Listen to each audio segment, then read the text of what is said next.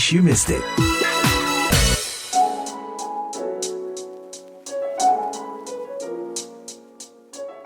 In case you missed it, pemilu tahun ini akan diikuti 52% pemilih muda. Mayoritasnya generasi milenial dan generasi Z tentunya. Nah, dalam pemilihan presiden, setiap paslon berusaha untuk merebut hati para pemilih muda dengan beragam cara. Pertanyaannya, apakah strategi dan gagasan yang diusung oleh masing-masing paslon ini berhasil menarik perhatian mereka? Nah, dalam In Case You Missed It kali ini, saya Rifan Dwi Astono akan mengajak beberapa pemilih muda dari berbagai daerah yang saat ini sedang berada di Amerika Serikat untuk menanyakan pendapat mereka soal gagasan dari masing-masing paslon. Bersama saya di studio sudah ada Pinandito Wisambudi yang akrab disapa Tosi. Hai Tosi. Halo Mas Rifan. Ada juga Ambika Putri asal Malang. Hai Ambika. Halo Mas Rifan, apa kabar? Baik. Kemudian melalui Zoom juga ada Nila Febrianti asal Sulawesi Tenggara dan Shulhan Rumaru dari Ambon. Nah, sebelum kita langsung masuk ke topik utamanya, kita pengen kenalan dulu sih sebetulnya. Kalau boleh tahu asalnya dari mana, aslinya di Indonesia, terus sekarang lagi ngapain di Amerika, singkat aja. Iya, halo, aku Tosi. Di Indonesia aku berasal dari Depok sebenarnya, tinggal di Depok, lahir di Depok. Tapi darahnya dari Jogja. Sekarang sedang berkuliah di Amerika, di Johns Hopkins University, mengambil Energy Policy and Climate gitu. Wah, berarti fokusnya lingkungan dan iklim ya kayaknya nih. Betul, betul. Kalau Ambika? Halo, nama saya Ambika. Saya saat ini sedang menempuh pendidikan di Georgetown University untuk Master in Learning Design and Technology.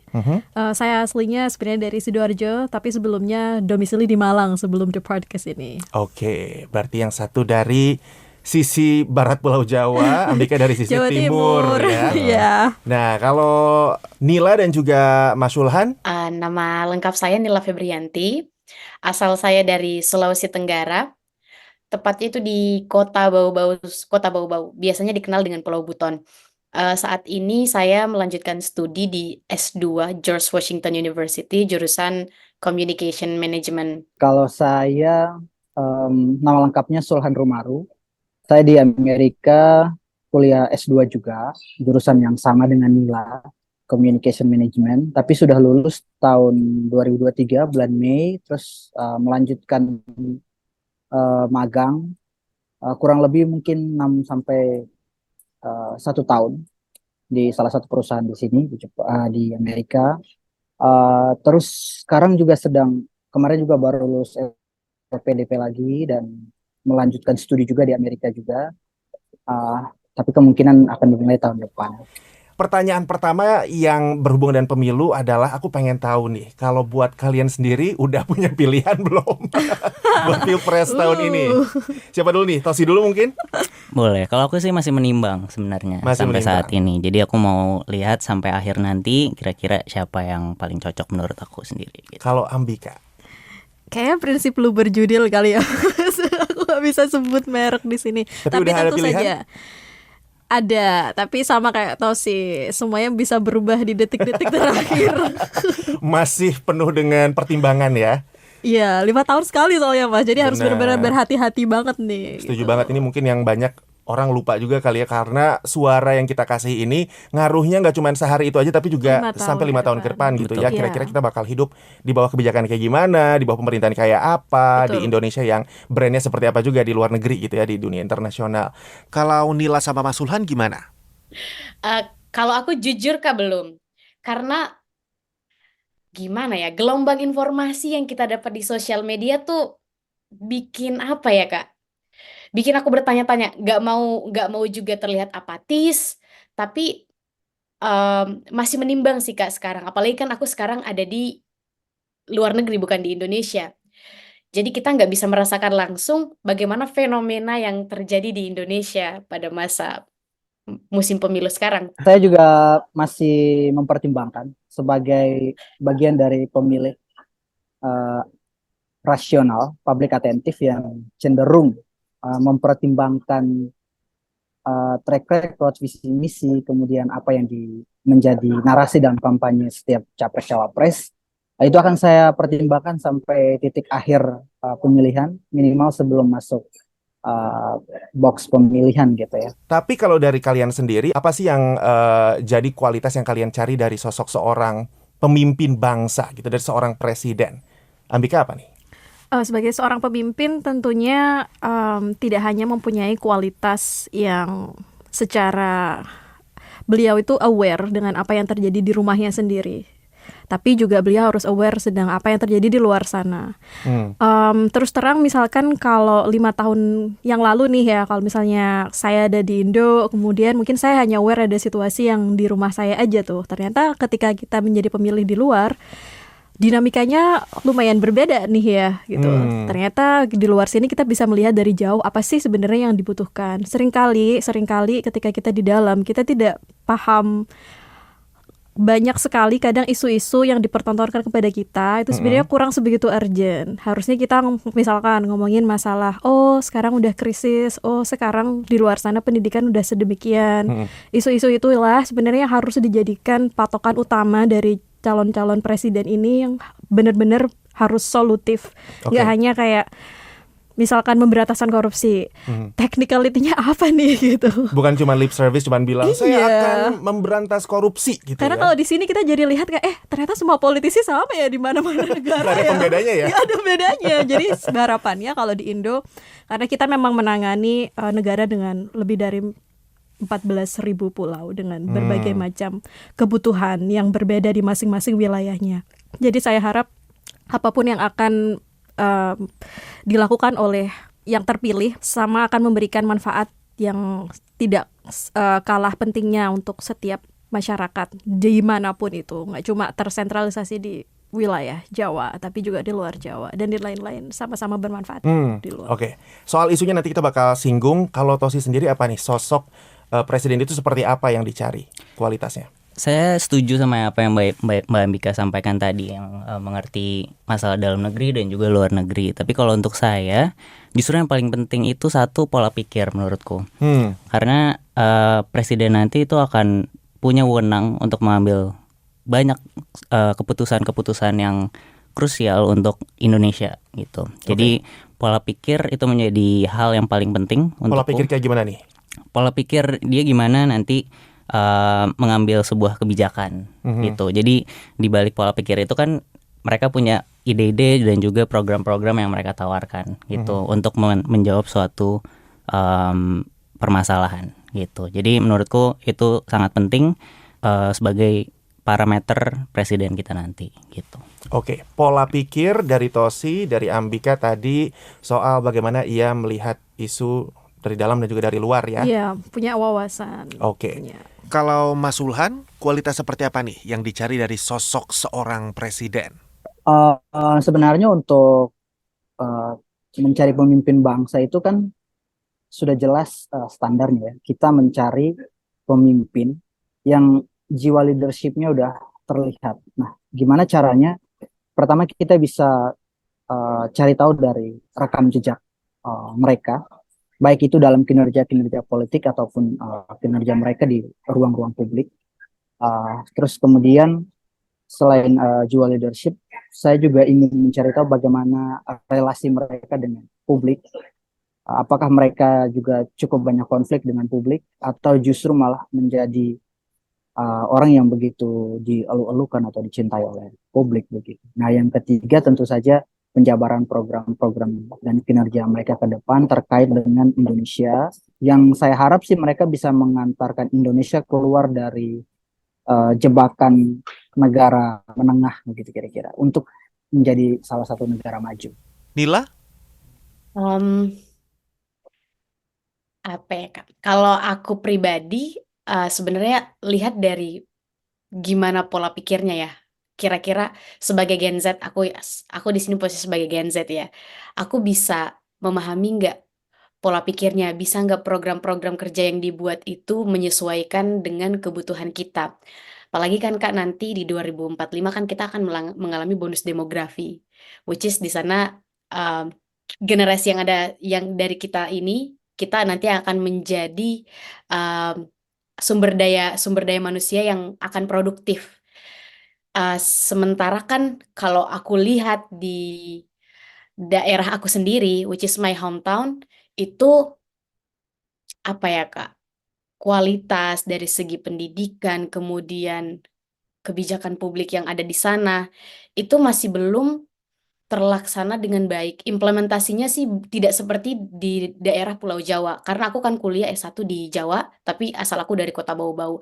Aku mengalami ketimpangan itu yang sangat-sangat nyata, apalagi dibandingkan dengan di sini setelah aku pindah ke DC. Kalau harapan aku sih nggak muluk-muluk, aku pengen lihat gimana program mereka itu bisa dicapai dan juga diimplementasikan oleh daerah-daerah 3T atau daerah-daerah Indonesia Timur. Karena itu sih Kak, masih nggak balance banget. Nah, jadi kemarin ini VOA sempat mewawancarai perwakilan dari ketiga paslon nih. Salah satu yang kami tanya ke mereka adalah, adakah strategi khusus buat meraup suara pemilih muda? Dan apa nih isu yang mereka anggap paling penting buat generasi muda? Kita coba dengar jawaban dari mereka. Yang pertama ini adalah dari paslon nomor urut 1, ada Pak Thomas Lembong. Ini dia. Jadi pertama, kami percaya bahwa generasi milenial dan generasi Z ini adalah generasi yang paling terdidik dalam sejarah negara kita. Kami cukup yakin bahwa porsi yang cukup besar daripada generasi milenial dan generasi Z ini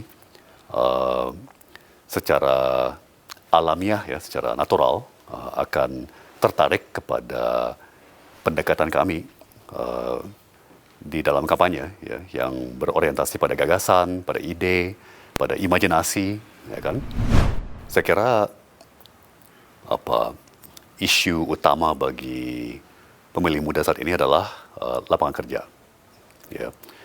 Sulitnya cari pekerjaan, bukan pekerjaan apa saja, ya, tapi pekerjaan yang membanggakan dengan penghasilan yang stabil, ya kan?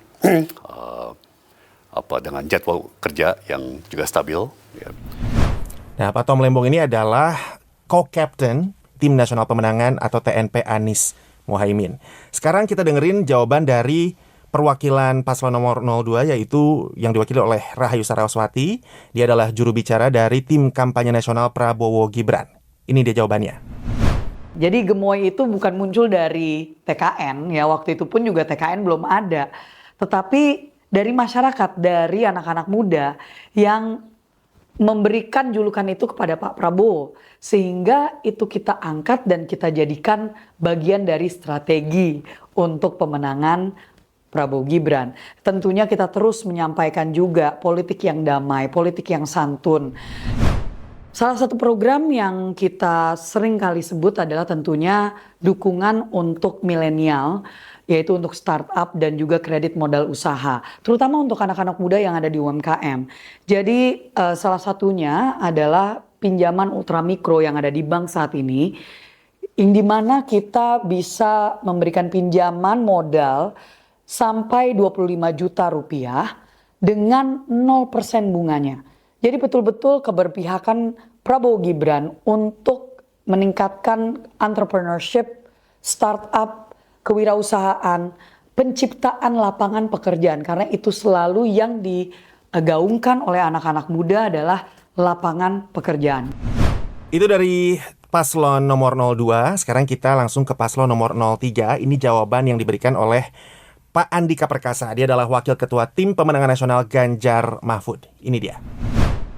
Jadi sebetulnya Mas Ganjar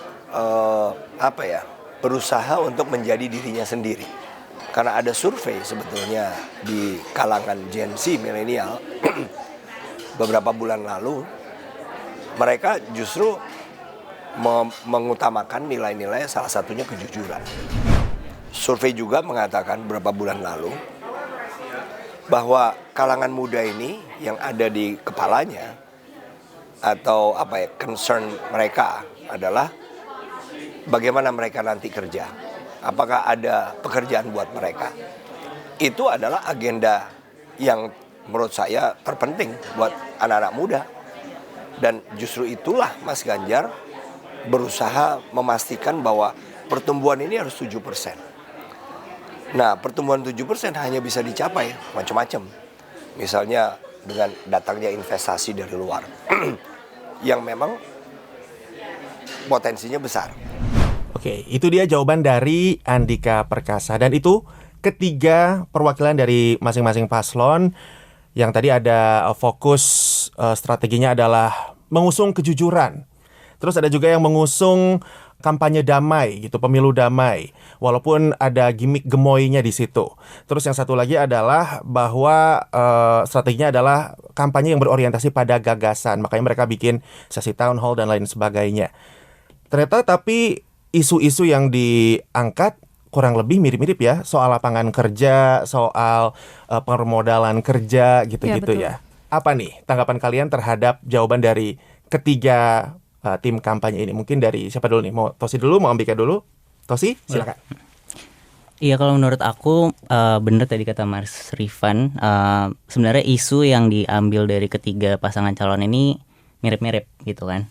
Tapi kalau menurut aku sebenarnya nggak sesimpel itu untuk menggayat anak muda gitu. Jadi memang kalau data dari CSIS atau Center for Strategic and International Studies, itu poin utama tentang peminatan isu anak muda memang di lapangan pekerjaan dan juga biaya hidup yang mahal gitu. Tapi sebenarnya ada poin-poin lain nih di bawahnya yang juga penting, contohnya lingkungan, masalah sosial dan lain-lain gitu. Jadi pemilih muda ini kan juga range-nya sangat panjang gitu ya, dari 17 tahun sampai 40 tahun, ya kan? Jadi kalau emang 17 sampai mungkin 25 tahun lapangan pekerjaan mungkin isu utama gitu. Tapi kan di atas itu banyak juga anak-anak muda yang udah jadi profesional, yang udah punya bidangnya masing-masing gitu. Misalnya di kesehatan, di finansial, atau di lingkungan hidup gitu. Jadi menurutku sekarang anak muda itu udah sangat pintar-pintar, udah sangat terdidik, seperti yang tadi kayaknya Pak Tom Lembong juga sempat mention. Menurutku itu bagus, dan itu menurutku jadi lingkungan berdiskusi politik tahun ini gitu. Dan menurutku itu perlu diapresiasi juga untuk semua pasangan calon ya ini. Karena dari 2 pemilu sebelumnya yang pernah saya ikuti, ketahuan nih umurnya. Nggak apa-apa.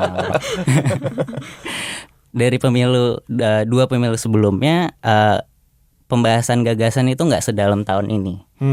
Jadi menurutku lingkungan diskusi di tahun ini itu perlu diapresiasi. Itu artinya demokrasi atau diskusi debat di ruang publik itu makin meningkat di Indonesia gitu. Dan itu aku sangat apresiasi untuk semua pasangan calon saat ini yang mau dig deep ke isu-isu itu dan mau menyampaikan ke anak-anak muda. Fokus gitu. gagasannya itu ya. Betul. Kalau Ambika, gimana tanggapannya? Puaskah dengan jawaban-jawaban dari para perwakilan masing-masing tim SES ini? Ya tentu saja kita perlu lebih banyak konteks ya supaya jauh lebih paham. Itu kan level surface aja. Tapi dari sedikit yang disampaikan, toh kita juga semua sama-sama lihat dari debat capres dan cawapres selama ini. Jadi masing-masing dari kita tentunya mempunyai pandangan masing-masing tentang apa itu. Mendengarkan lagi, saya juga sepemahaman dengan Dito yang disampaikan barusan tentang kesamaan visi misi, bagaimana caranya menggait pemilih ini melalui memang kebutuhan yang paling penting adalah lapangan pekerjaan. Ketiga-tiganya sudah menyampaikan dari mulai yang general sampai yang spesifik kayak kita akan ada nih subsidi kalau misalnya kamu perlu 0% interest, seems like interesting. Mereka menggait pemikiran wirausaha startup yang itu memang rata-rata risk yang mau diambil oleh anak-anak muda. Tapi juga saya ingin menggarisbawahi tentang beberapa isu yang tadi sempat disampaikan di awal untuk masing-masing paslon tentang cara representations on public. Apakah penggunaan jargon itu penting? Apakah affiliation dengan salah satu figur itu penting? Saya rasa di mana saja itu sama ya, Mas. Contohnya kayak di United States aja, kebetulan kita di tahun politik yang sama, di mana nanti di US pada bulan November pun juga akan melakukan pemilu sama seperti kita. Jadi kita yang di sini juga mendengarkan, wah seru nih hype-nya double-double. Jadi sebanding-bandingin ya? Iya, secara nggak langsung ya. Tapi di sini juga Presiden Joe Biden sendiri kan juga menggait Taylor Swift tuh yang lagi hip-hipnya sekarang. Karena mereka tahu kalau misalkan figur ini bisa menarik minat dari target audiens mereka. Pun sama mungkin jargon yang dipakai oleh salah satu paslon. Dengan misalkan istilah gemoy yang tadi disampaikan, itu melekat mungkin bagi mereka. Dan sebenarnya strategi marketing itu bagus kalau misalkan dari anak-anak mudanya sudah mulai notice. Karena yang diperlukan adalah kalau kamu memahami sesuatu, at least kamu notice dulu nih gitu. Yeah. Kamu mungkin notice, terus kamu tertarik, terus kamu jadi pengen tahu lebih jauh. Dan poin terakhir yang ingin saya sampaikan terakhir tadi disinggung bahwasanya pada saat ini diasumsikan masyarakat itu apalagi yang anak-anak muda lebih well educated. Apakah iya well informed itu tidak sama dengan well educated? Mungkin mereka tahu banyak, tetapi hal yang mereka ketahui itu tuh apakah semuanya benar? I see. Aku pengen dengar pendapatnya Mas Sulhan nih. Secara pribadi sih saya melihat tanggapan dari ketiga tim ses terkait dengan bagaimana cara menggait pemilih pemula, kemudian masuk ke sektor ekonomi. Sebenarnya itu mereka berbicara soal basic needs untuk anak-anak muda Indonesia, yaitu lapangan kerja, peluang kerja, dan lain-lain. Persoalannya bukan pada berapa banyak lapangan kerja yang akan mereka ciptakan, tapi distribusi lapangan kerja itu sendiri. Ketika lapangan kerja itu berpusat di ibu kota misalkan, atau berpusat di Jawa misalkan, itu kan juga tidak merata karena teman-teman di luar Pulau Jawa juga akan mengalami kesulitan untuk mendapat pekerjaan. Jadi 15 juta lapangan pekerjaan ataupun berapa juta pun itu lapangan pekerjaan. Kalau distribusi lowongan pekerjaan itu merata ke seluruh Indonesia, itu akan menjadi penyeimbang. Kalau soal strategi para capres ini nih buat gait suara muda gimana, Mas? Iya, sebenarnya saya melihat untuk kampanye gagasan itu bagian dari salah satu demokrasi deliberatif ya. Bagaimana ada ruang terbuka, ruang yang inklusif digunakan untuk partisipasi publik. Kemudian mereka membuka ruang untuk diskursus gitu, menciptakan diskursus publik, karena semakin banyak diskursus itu kan sebenarnya semakin banyak pertalian gagasan dari orang ke orang, kelompok ke kelompok, dan itu bisa menjadi sebuah kekuatan.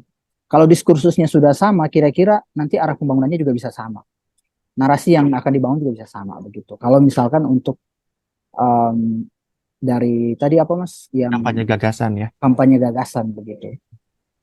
Kemudian yang menurut saya yang paling esensial juga, ini bukan persoalan kampanye dengan gimmick ataupun tidak begitu ya. Tapi bagi saya yang esensial adalah memperkaya perspektif publik dengan menyodorkan gagasan-gagasannya secara konkret. Baik itu misalkan lewat media sosial ataupun tidak. Kalau otentisitas sih saya rasa di politik susah ya menakar otentisitas, karena ruang kontestasi, arena kontestasi politik itu harus by design. Artinya kan kayak misalkan mereka mau menghadapi Gen Z, ya mereka harus mendesain capres-cawapresnya menjadi lebih mudah dipahami oleh kaum milenial dan Gen Z. Makanya kemudian muncul Gemoy misalkan, atau kemudian Anies Bubble misalkan. Sehingga mereka menghidupkan dunia maya sebagai echo chamber atau ruang gema terhadap gagasan-gagasan mereka. Gitu sih. Nah, Neil, kamu sendiri gimana nih tanggapannya setelah dengar jawaban ketiga tim ses ini? Ada nggak yang menarik gitu buat kamu? Kalau aku pribadi ya, sebagai pengguna aktif media sosial yang hampir melihat konten-konten tiga paslon ini di TikTok maupun Instagram, menurutku aku nggak bisa memastikan mana yang bagus mana yang enggak sih Kak. Dan pada akhirnya aku sadar kalau ya itu adalah bentuk branding image yang mereka buat, yang mereka bangun untuk bisa menarik simpati atau atensi halayak untuk bisa memilih mereka. Karena dari yang aku lihat juga ya dari konten konten misalnya paslon nomor 1 itu ada pro kontra yang aku juga lihat dari komen-komen teman-temanku pada saat juga kita diskusi sama teman-teman. Nomor 2 juga gitu, nomor 3 juga gitu. Jadi aku sebagai pemilih aku nggak mau salah memilih, makanya aku belum bisa menentukan sekarang. Masalah strategi sih menurutku mereka cukup kreatif, sangat-sangat kreatif karena mereka melakukan pendekatan-pendekatan yang cukup apa ya, modern, menyesuaikan dengan karakter-karakter para milenial dan generasi Z. Dan aku juga banyak setuju sih tadi. Kayaknya udah dirangkum semua sama Kak Sulhan. Kalau masalah teori ya itu luar biasa. Tapi ini aku sebagai sudut pandang Gen Z, ya seperti itu Kak. Jadi kalau aku nggak ada sih mana yang lebih bagus atau ini, karena generasi Z tuh selalu punya hal-hal baru. Kita tuh kayak punya karakter yang cukup berbeda ya dengan generasi-generasi lain. Selalu ada yang bisa bikin ilfeel atau justru yang bikin kalian malah makin tertarik gitu ya. Iya bener Kak, apalagi kan ada tuh satu konten yang waktu pas paslon Gibran aku lupa itu paslon nomor 2 ya. Gimana attitude-nya ke Pak Mahfud. Kalau kita lihat dari segi budaya Asia, budaya kita Indonesia itu kan tidak sopan ya. Tapi kalau dalam segi debat aku paham itu emang seni dari perdebatan. Cuman kan kita nggak bisa ini ya. Makanya aku nggak mau kayak memberikan opini pribadi aku. Jadi aku juga sambil melihat, oh dia bisa jadi kayak gini, emang mungkin ini salah satu trik strateginya untuk mendapatkan respon dari masyarakat seperti apa. Kan menarik atensi itu, ya Allah Kak, udah kayak selebgram-selebgram sekarang kan mereka bisa bisa terkenal karena itu menarik atensi. Mungkin itu juga yang dilakukan sama paslon Prabowo Gibran gitu. Menarik. Tapi saya mau juga tuh menanggapi tanggapannya Nila. Gimana Mas? Jadi kalau saya melihat gini soal debat itu ya, kan kita harus melihat panggung debat presiden itu sebagai sebuah ruang adu gagasan yang paling egaliter. Sekaligus itu zona untuk mempertahankan marwah integritas intelektual para capres-cawapres, kan begitu. Nah, sehingga debat itu tidak bisa dilihat sebagai hanya adu gimmick ataupun retorika gitu. Jadi ada 3 poin penting kalau menurut saya. Pertama tuh berbicara soal retorika dalam debat. Karena bagaimanapun pesan itu harus disampaikan dengan baik dan landasannya itu retorika.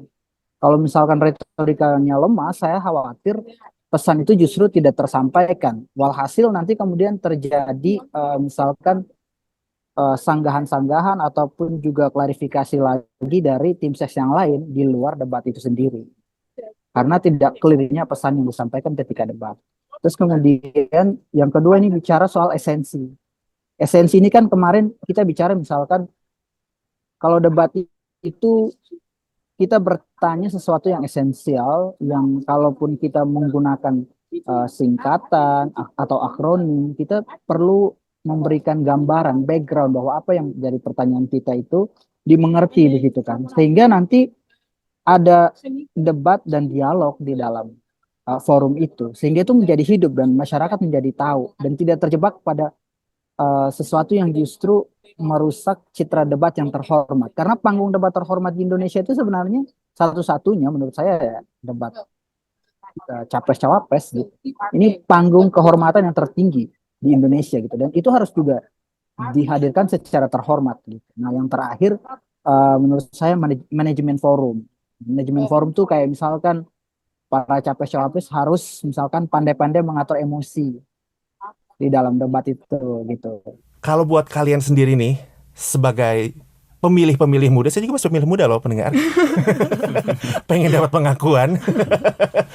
Kalau buat kalian pribadi nih, apalagi kalian punya bidang sendiri-sendiri gitu. Betul. Apa yang jadi isu yang genting sekali perlu ditangani oleh seorang pemimpin bangsa itu tadi, seorang presiden? Mungkin dari Ambika dulu. Yang paling penting penegakan hukum kalau bagi saya. Karena misalkan negara hukumnya itu clear, everybody respect those, semua orang follow those, it should be good. Karena dulu sempat studi di Singapura ya saya, mereka bahkan misalkan ketika kita naik MRT ada policy yang kita nggak boleh minum, nggak boleh makan di situ, dan semua orang follow those, dan nggak boleh ngeludah sembarang tempat misalkan seperti itu, dan semua orang obey those gitu. Artinya adalah ketika hukum itu benar-benar diaplikasikan dalam kehidupan sehari-hari dan memang ada efek jerahnya, di situ adalah sesuatu yang sebagai regulasi, like way of life gitu. Bukan berarti kayak misalkan, ya pasti ada orang-orang Singapura kalau misalnya mereka liburan ke Indo terus tiba-tiba kayak whatever I want gitu.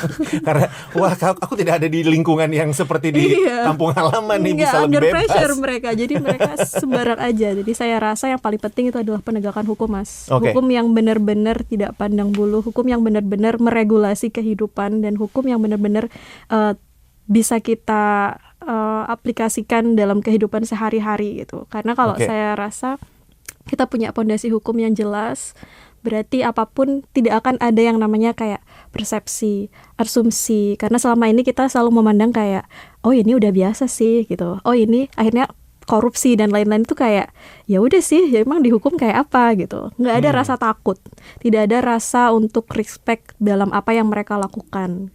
Karena mereka merasa kalau this is dysfunctional already as a house gitu. Jadi mereka kayak I can do whatever I want, tapi kan tidak seperti itu ya. Kita hidup bernegara, kalau tidak ada rasa saling percaya, kalau tidak ada rasa saling menghormati satu sama lain, I think we are no longer as a part of a family. Luar Mereka biasa. semua punya program yang keren, mereka semua sama-sama berpendidikan dan mempunyai support system yang luar biasa. Tapi alangkah baiknya kalau kinerja-kinerja tersebut juga di backup dengan sistem hukum yang baik juga ke depannya. Oke, karena kebijakan nggak bakal Berjalan. menjadi sesuatu yang bijak kalau tidak dijalankan dengan bijaksana. Betul. Kalau Tosi, apa nih Tos? Isu yang buat lo penting banget. Kalau menurutku mungkin karena aku bidangnya ini juga, jadi mungkin agak bias ya. Jadi menurutku transisi energi itu menurutku lumayan penting untuk aku gitu. Karena sebenarnya ujung-ujungnya nanti di climate change atau perubahan iklim gitu. Jadi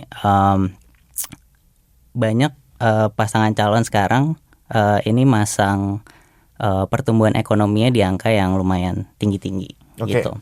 Nah, banyak orang menghubungkan pertumbuhan ekonomi ini tidak bisa sebanding dengan perlindungan lingkungan hidup gitu. Jadi itu bertolak belakang. Padahal sebenarnya menurut saya itu bisa dilakukan dengan berbarengan. Jadi lingkungan hidup dan juga pertumbuhan ekonomi. Tapi balik lagi kemarin di debat cawapres yang kedua atau debat keempat kemarin, saya agak menyayangkan sebenarnya karena message yang tersampaikan itu lebih ke gimmick-gimmicknya dari para cawapres dibanding dengan message transisi energinya atau bagaimana mereka akan mencapai transisi energi nanti untuk Indonesia gitu. Karena sebenarnya ini masalahnya nanti untuk keberlangsungan Indonesia sebagai sebuah negara gitu. Karena kita salah satu negara yang terdampak perubahan iklim yang cukup besar gitu. Apalagi kalau ngomongin soal transisi energi yang nantinya bakal terdampak, ya kita-kita ini pemilih muda yang insya Allah masih ada umur gitu ya, yang nanti harus menghadapi dunia yang mungkin nanti bakal berubah entah lebih buruk atau lebih baik gitu ya. Ya, harapannya lebih baik sih. Amin, amin, amin, amin. Kalau Mas Ulhan nih, apa nih isu yang paling penting buat Mas? Kalau saya, isu yang paling penting sebenarnya secara umum ya, dari perspektif komunikasi politik, saya ingin menyoroti konsolidasi demokrasi, Mas. Jadi sekarang begini, jelang Pilpres ini kita menyaksikan banyak karut-marut proses pencapresan atau kandidasi ya. Dan mulai dari situasi di MK, kemudian sekarang banyak banget gelembung isu yang juga justru tidak substansial begitu, yang itu jangan sampai merusak proses konsolidasi demokrasi kita. Jangan sampai nanti ke depan ada penggembosan demokrasi lagi ke depannya, sehingga ada pelanggaran-pelanggaran yang mungkin tidak hanya etik gitu, tapi lebih dari itu gitu, menggembosi demokrasi itu sendiri. Jangan sampai ada ruang yang dibuka untuk terjadinya otoritarianisme baru gitu Mas. Nila?